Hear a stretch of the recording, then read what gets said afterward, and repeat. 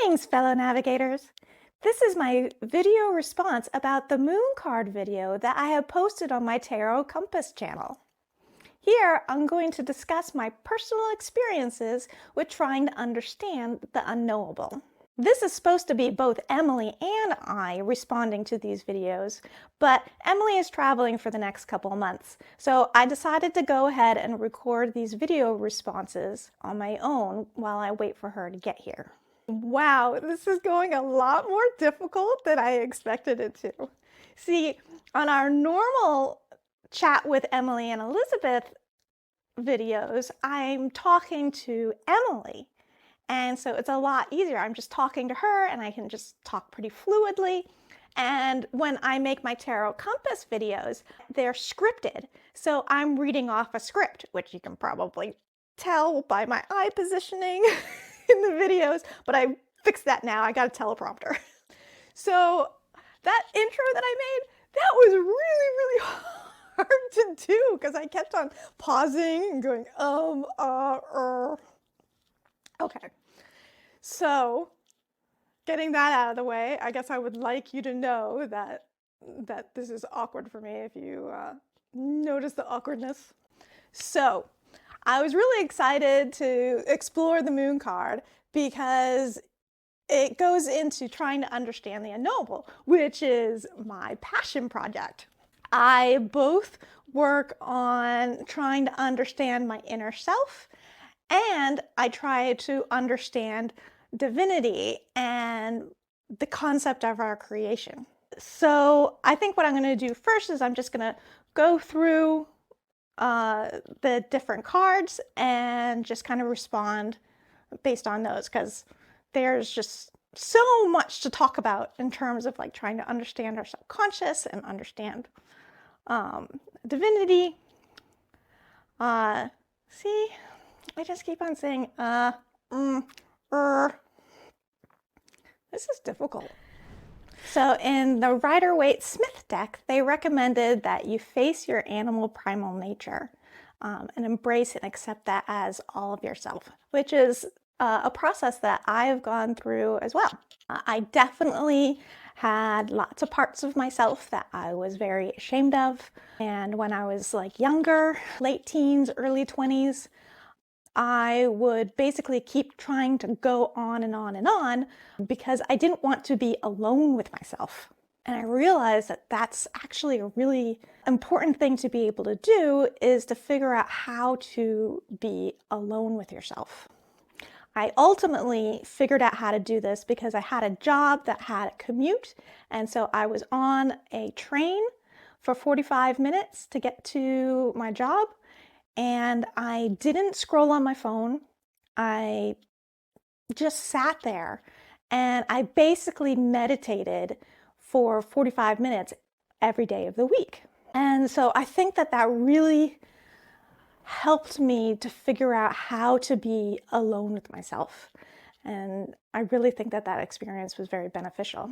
And even though I now know that meditation is so beneficial to me personally, I still don't make time to do it. It's really hard to make time to do it. So that commute on the train was just this perfect opportunity just to like quiet down my mind and just simply be. So in terms of accepting all of ourselves and the animal-like quality of ourselves, I literally call a part of myself the dog. It's because I realized that a part of myself was actually pretty similar to the experiences that I was having with working and training with my dog. And I realized that if I approached myself like I approach my dog, that I could work with myself better. And so I started doing that, and things have worked really well. So with a dog, you can't just tell the dog, do this, don't be nervous. Right? You can't tell a dog, don't be nervous. They don't understand the concept of nervousness, and they don't understand what you're talking about. So you can't communicate to them. So what you have to do when a dog is nervous about something is that you have to work with them to mitigate their nervousness. from like the subconscious level, just to work with them to make sure that they can be comfortable in an environment. And so I did the same exact thing to myself. I was like, if this was my dog facing this problem that I'm facing, how would I work with my dog on it? And then I would do that with myself. It's not about giving myself treats. It's thinking through the environment and thinking through what are the potential triggers and how can I ease the threatening nature of certain triggers and lower the issues within myself. I definitely approach the concept of humanity as that we are animals, because we are. And I find that that makes it a lot easier to work with myself and to really understand our lives on this earth. And so in that regards, I acknowledge myself as an animal. I'm just this consciousness that is inside of an animal. And so in a sense, it's like I have this animal companion. There's me, the logical side that understands what should be and what would be the best thing. But then there is the impulsive side, the emotional side that just reacts. And so I consider both sides and make it like that. This is like an animal companion of my own. So that's the dog that I was referring to. And so I feel like I have animal dog companion in myself that I work with. And so I think that everyone has effectively this sort of segregated nature. And in fact, it might be the different components of our minds. That one component, the consciousness side, might be primarily in the upper regions of the brain, and like this more animal side is in the lower regions of the brain. And so it might actually be working with the different parts of your brain. And so some people have dogs, their subconscious that helps with their impulsive natures. Some people have dogs that are really obedient and can just do everything that they're asked of. And they can learn things really quickly. And so it's almost like you don't even notice it exists. And then others, like me, have dogs that really act up. They really jerk you around, pull you around. They're big and they're boisterous and they just wreak havoc. And so we just need to accept that we have the dog that we get. So I ended up not with a very obedient dog. I ended up with not a very obedient subconscious. And that's just the lot that I drew in life. That's just what I ended up with. And so I just have to try to do the best I can with what I have. Let's move on to the Urban Tarot. The Urban Tarot talked about the really uncomfortable experiences that you can have going down into your subconscious. And yes, I definitely have had difficult experiences. I've definitely dredged up old hurt and old pain and then have it just like sticking on me and causing issues. In fact, the last time that it happened, I actually broke the cabinet door in my kitchen because I was so, like, I couldn't shake the anger that I had brought up. I was doing some self-exploring and just trying to figure things out. And then I got very, very angry for basically my entire life.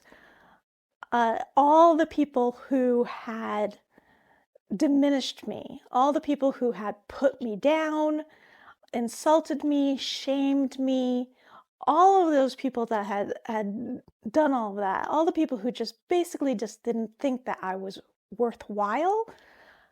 And I got very, very angry at them. So it was like a lifetime of anger that came up and drudged up from my subconscious all at once.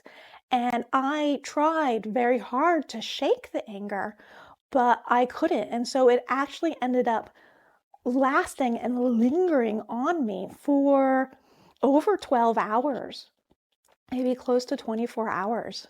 And towards the end of that 24 hours, it had just continued to grow. And then I just got so angry and I was having such a hard time containing it. And I was in the kitchen and then just without a thought, my leg just lashed out and I kicked it through the cabinet door. So I definitely understand the concept of uh, old memories coming up and just sitting on you and not going away for a little while. And I definitely understand how there are times when your subconscious can come up and take the reins and control your body impulsively, instinctively, and do things that you really didn't want to do. I was very upset that I broke the cabinet door. I was so upset. I collapsed on the floor and I just cried because I was so upset that I broke the cabinet door. But I've had other experiences with that, where just bringing up old stuff and I feel it for a while. This is actually sort of a routine that I was doing. I would take a long shower and I would think through things. And sometimes I would bring up old pain and old hurt. And I would just allow myself to cry and sob.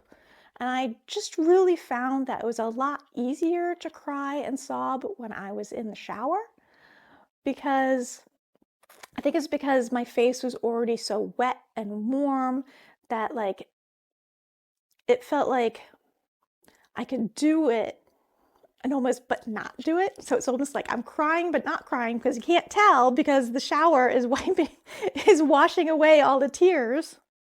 So I just found it a lot easier to do in the shower. Let's move on to the light seers deck.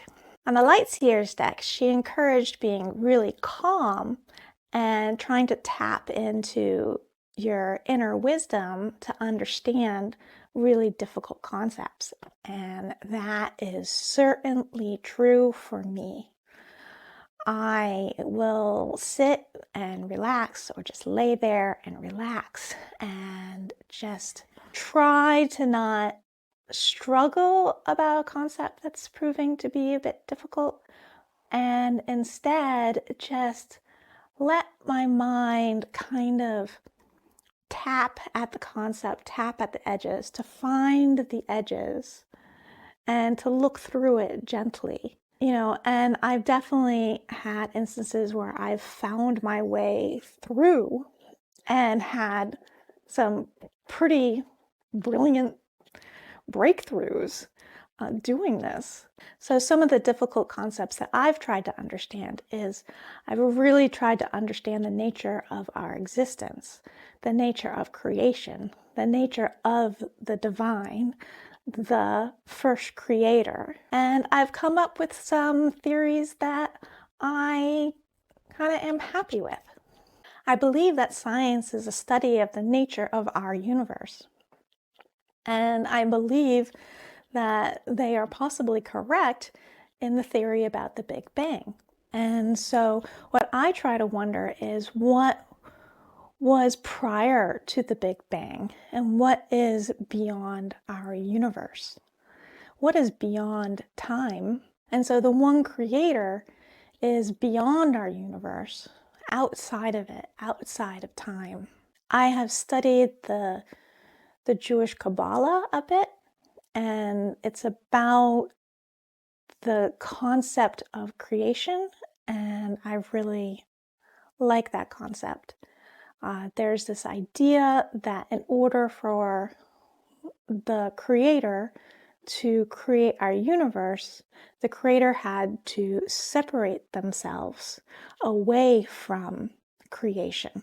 Through my explorations of these various different concepts, I've come to an idea that our universe is a experiment or test or examination of the concept of two.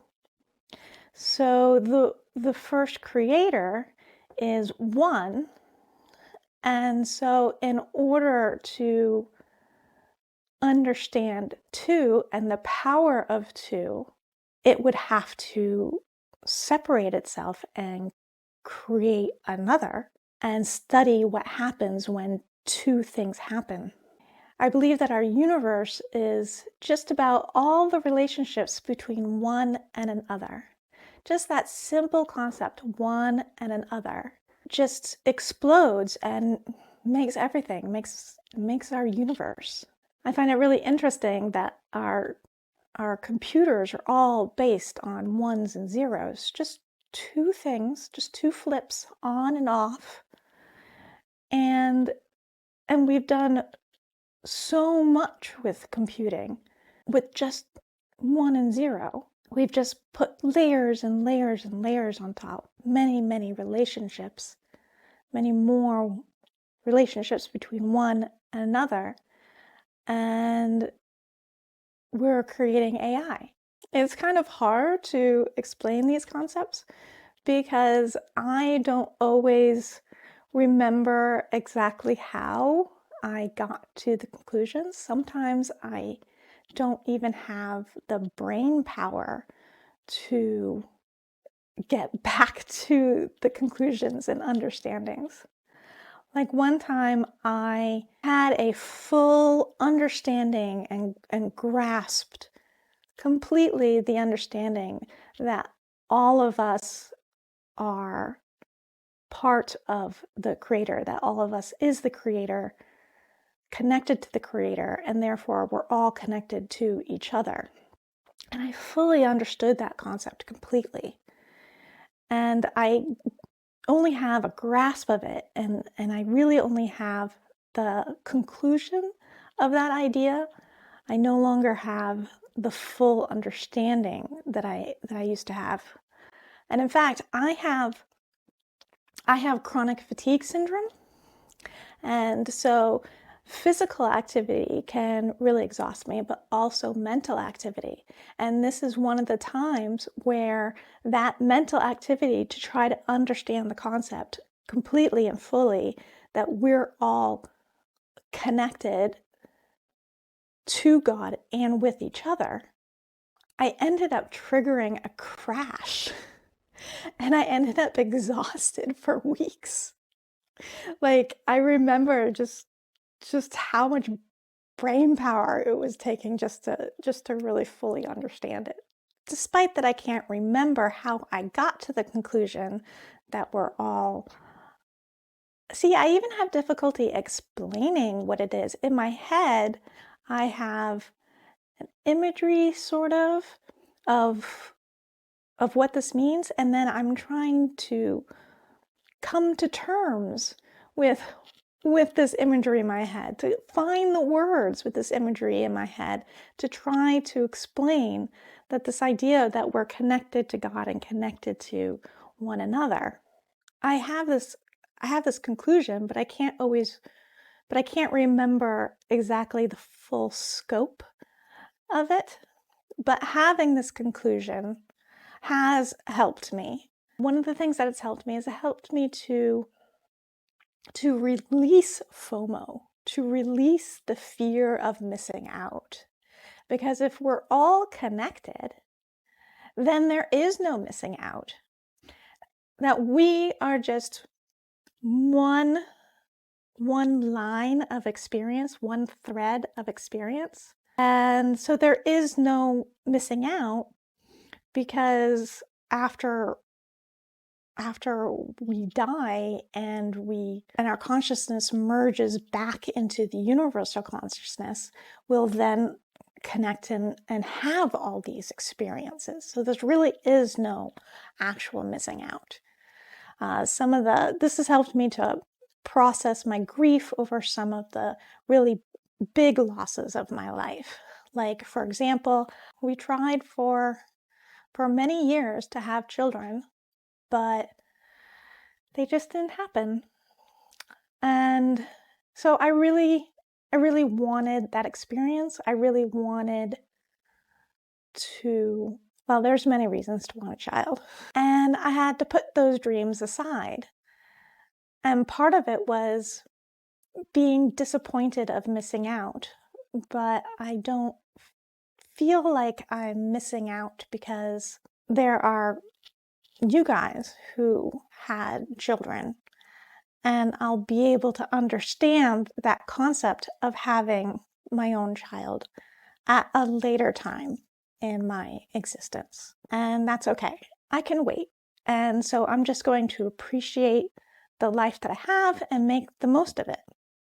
Because that's the whole point of living, is to make the most of it and learn and explore and then bring back all of those experiences to the one creator. And the Spirit Keepers deck, she was definitely talking about the mysteries of what is beyond death. And so I've just kind of touched on some of my theories of beyond death. But basically, I believe that our consciousness, in some way, shape, or form, drifts and connects back to the one creator. I don't think that there's a spirit that judges us, though. I think that anything that happens to us after life is a result of our own journey through life. And of course, this opinion will give me a bias towards any of my experiences, but I do have an experience where I feel like I may have connected with my grandmother after she passed away. And the reason why I had made an attempt to even connect with her is that I had done a tarot reading to see kind of like to basically see how she's doing after dying. And my interpretation of the reading was that she was trapped in her memories and she couldn't get out. And so I believe that something like that can happen, that you can get trapped within yourself. And so the best way to optimize our afterlife is trying to make sure that we don't get trapped within ourselves, that we are open to dissipating and blending back into the one creator. To kind of finish my grandmother's story, I feel like I did help her figure out how to not get trapped in her memories. So I tried to connect with her and I feel like I was successful. It's hard to tell, like, basically what's real and what's not real, but it felt real. It felt like I was able to connect with her and communicate with her. And we ended up having like a 48-hour experience with her because I had this feeling that she started sticking around me. And while she was there, I helped her to work through the traumas that she had experienced through her life. And I talked to her about how I worked with and dealt with my own traumas and how she could approach hers. And so kind of worked together through these things. And then at the end of it, what was sort of interesting is that the entire time that she kind of stuck with me after I initially connected with her, and then she started sticking with me, she was a 7-year-old child, which was interesting. But then towards the end, she then became who she was as an elderly woman when she died. It was like she had finally accepted her whole life and her whole being, and who she had become. Because she said that when she was 7 was really the last time that she was ever happy. Part of that is because her sister ended up getting sick and died of TB. And so that was the first trauma that she experienced. And so at 7 was the last time that she felt truly happy. And so then when I worked with her, I was able to help her embrace and accept her entire life. And then shortly after she had became her elderly self that she was before she died, she just seemed to disappear, which was weird.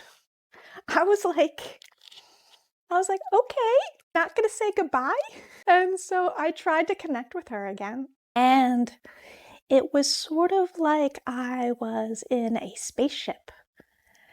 And it was sort of like I caught up to her, and she was out in outer space as herself without a spacesuit or anything, but she was out in outer space. But I needed the spaceship because I wasn't dead. But as someone who was dead, she was able to be out into this space without a spacesuit. And so I caught up with her, and I pulled my window to her in space, and I was like, "Hey." She was like, "Oh, hi." And you didn't say goodbye. And she was like, "Oh, yeah, sorry. I got wrapped up with everything."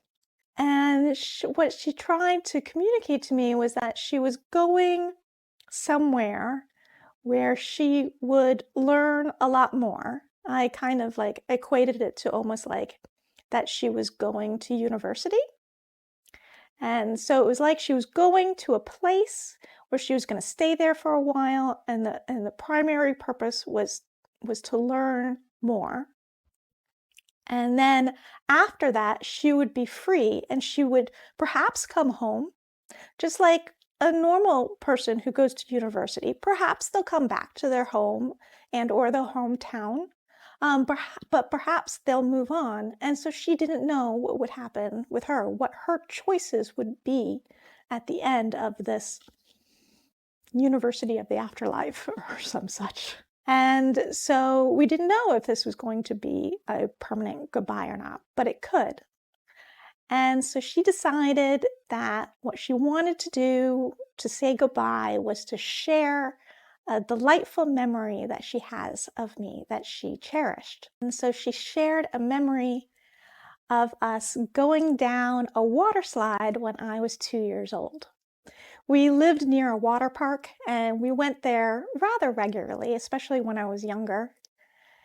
And so it was at this water park, and she had taken me down a water slide with me in her lap when I was about 2 years old, and we were just laughing and giggling. And so she shared that memory with me, and then she left, and I haven't had any experiences with her since. It is really hard to know whether or not this experience that I had about my grandmother was real or not. Can we ever know? Is there any way that while we are existing within our universe that we would be able to prove with our physics that something like this happened? It's really interesting.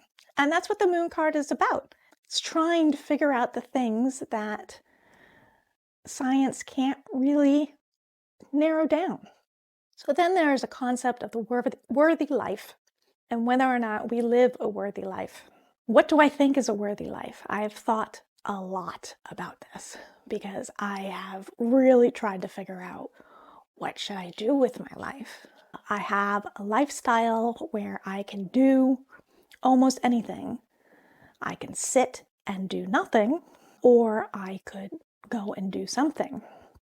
I do have physical limitations, which is why I have kind of this freedom. I have physical limitations, which prevents me from working. And so I can't really do anything, but I have a lot of freedom. And so with that freedom, I want to know what is the best use of my time. How should I lead a worthy life? I don't have to just scrape things together to make a living, to survive. I can do more than survive. I can really try to do my best. And so what should I do with that time? I use something that I call uh, evolutionary morality. I try to figure out what's right and what's wrong based on what helps evolution. First, I was thinking that the evolution was about getting to a certain biomass, whatever would allow the most biomass on Earth, then that was moral. But I've changed my mind on this. Instead, I think that the goal is actually advancing consciousness. Whatever will help to push the advancement of consciousness so that we increase our consciousness so that we could, if it's possible, potentially become as conscious as the creator and then be able to engage back with the creator. So then what is right and what is wrong is based on the idea of increasing people's mental capacity to increase their consciousness. And so one of the things that you can do to do that is to help advance society. And so that's what I do with my life. And that's what I try to find is worthy. Is I try to do my little part to help society grow and become a little better. So I do volunteer work with youths to try to help them to become better adults. It's just a little bit at a time, but I really believe that it'll ripple out. So I work with these youths, they grow up, they work with other people, they have their own children, and hopefully that these connections that they make will be better and it'll ripple out and everything will just be a itty bitty little bit better because of the work that I've done. This channel is also part of that in being able to spread more information and ideas to help other people to get more ideas and increase the general consciousness of humanity. And so when I die, I don't believe that there will be someone that will judge me. And so I don't really think that worthiness of one's life really affects their afterlife, except in so much as making sure that you're not trapped within yourself. So you can do things that are immoral because you are very selfish and trapped within yourself. And then that would have an impact on your afterlife. And so part of my work is to try to keep my mind open and receptive to new ideas and new concepts so that when I die, it'll be easier for me to blend in and integrate with the greater consciousness. The Thoth deck is about trying to not regret the experiences that we have. This one was hard. It was actually a little bit hard to write. I get like a visceral physical reaction to this one because the teaching was that even horrible experiences should not be approached with regret and to appreciate that you had the experience.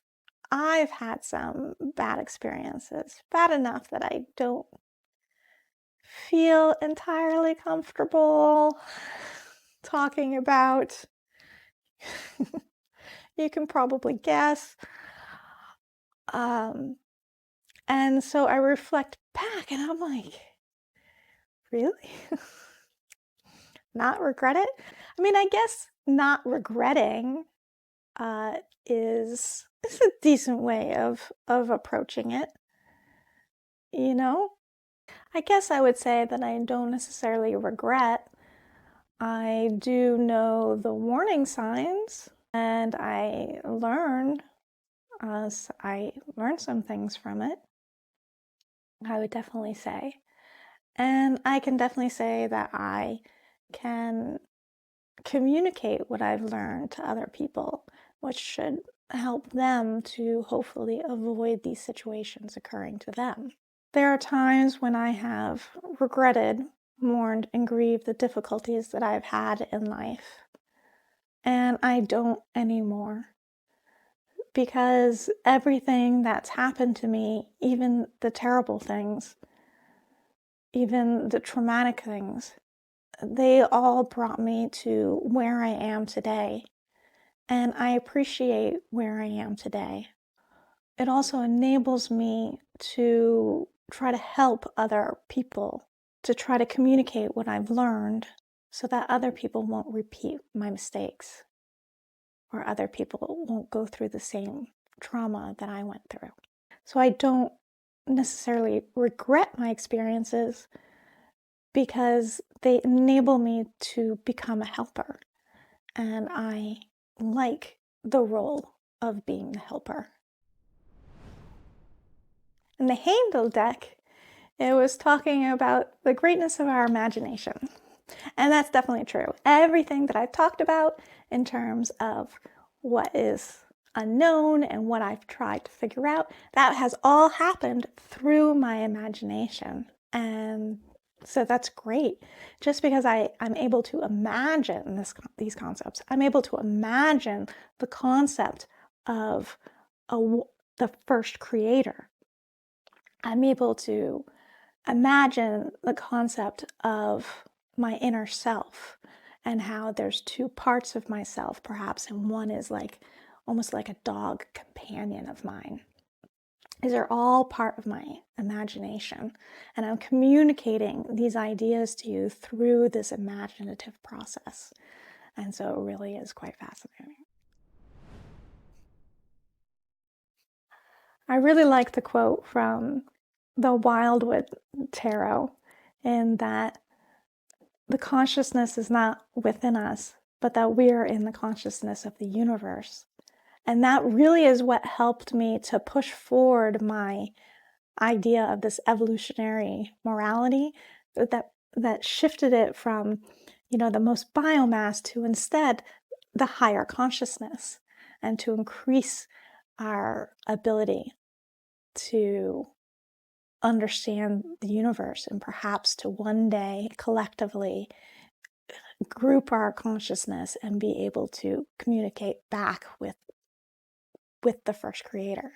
It's a concept that I definitely need to think on and understand more. It's a very difficult concept of consciousness.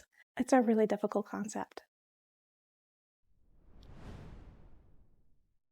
The Red Tarot discussed the difficulties about reclaiming our animal-like natures, because we live in cultures like that were set up by colonists and the patriarchy, and they really shamed the idea of having our animal-like natures. I didn't have much difficulty in embracing myself as an animal, but I do have a personal understanding of fighting forward for freedom. It can be challenging at times to be a woman in our society. And I've had a fairly recent traumatic experience with my father-in-law, where he was extremely assertive that I need to be a woman servant. And I definitely rebelled against that. And so we had huge conflicts. And then my poor husband was caught in the middle of this huge conflict, because, yeah, I was fighting for my freedom to be me. I am sick, and that's why I wear the glasses and the hat. I am very sensitive to migraines, and I am sensitive to lots of other things like heat and wind, just lots of things. Especially back then, I didn't have proper treatment at the time of this conflict, and so I was just very, very sick, and I was really struggling to accept myself as an ill person. And then I was faced with this other person who refused to accept me as an ill person, who believed that ill people who can't pull the weight expected of them should not exist. He truly believed that I should disconnect myself from his community, his family, his son, because I was ill and I couldn't do my womanly duties. And this was very difficult for me to work through. And despite the absurdity of having womanly duties at all, I wanted to be healthy enough to do these things because I'm a helper and I wanted to help. I wanted to do the dishes, do the laundry, clean the house, cook dinner. I wanted to do all of these things, but I couldn't. And so that want, grabbed hold of my father-in-law's opinion about womanly duties and just piled on the shame. But fortunately, we got through the situation. It was very difficult. In the Sufi tarot, the author was discussing about how to make sure that you're open to divine truths, but also that you can let unwanted energies flow out. I've definitely struggled with this too. What does it mean to receive the divine? I'm not really too sure. Maybe it's about our intuition to understand things, or maybe it's our understanding that we are fundamentally an acceptable person. But in terms of gathering other people's energies, I have definitely had that problem. I've definitely been with some people whose energies just seem to just linger on with me.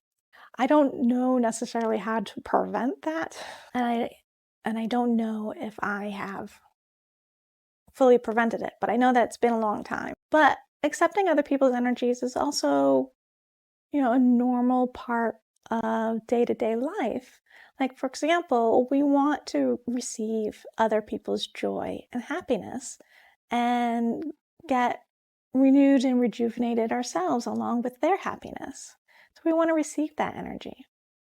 And when someone is very sorrowful, it can be helpful to take on some of that sorrowful energy so that we can better join them and better understand them and to be there with them fully, to be more supportive.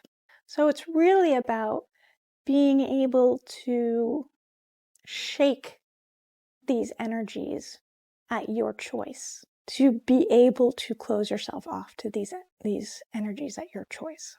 I don't think that I've successfully done this. I definitely still absorb other people's anxieties. I actually recently had an episode where I was working with a youth who was going through a very hard time, and I just absorbed all of this anxiety, and it was a huge anxiety problem set back for me. And it lasted a couple weeks until they were okay. It's like I couldn't be okay when they weren't okay. And that's really what it felt like. It felt like I just could not release that energy because I should feel like how my youth was feeling. So my response to that experience was to go back into therapy. Yeah, about a year, maybe 2 years ago, my therapist and I had finally decided that, maybe I don't need to do this weekly therapy anymore. So we decided to reduce therapy down to once a month, just once a month, just to kind of make sure that, everything was okay. And then that anxiety situation occurred. And so I just re-upped it back to weekly so that I could work with my therapist and try to figure out what was going on, why I was getting so anxious, because my youth was anxious. I'm very fortunate that I have a therapist that I can trust and that I have the resources to be able to engage with their services. What worked for me to muster my courage to face my fears and shame? I think one of the approaches that I do that helps is effectively distancing. Just as I was saying that it's sort of my logical side versus the emotional side, and the emotional side is sort of like a dog. That's about distancing. It's separating. It's making it so that it's not actually me.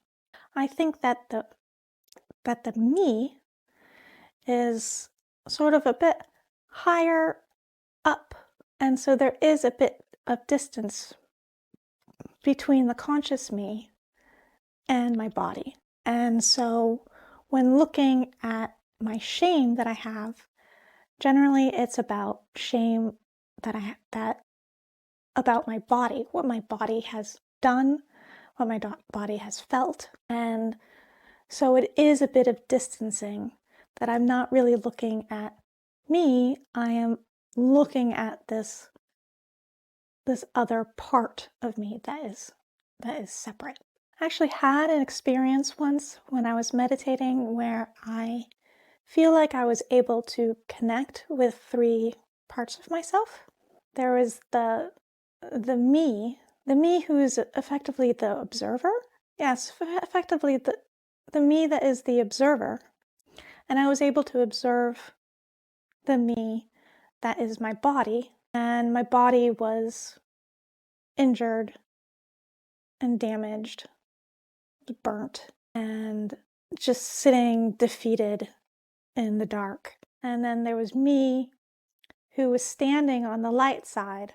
And then my higher spiritual self joined in and enveloped the 2 of us and said that we're all a team and we're all working together and we can get through all of this together, the 3 of us. And that really made the me that is my body feel a lot better and less worn down from being burnt to a crisp.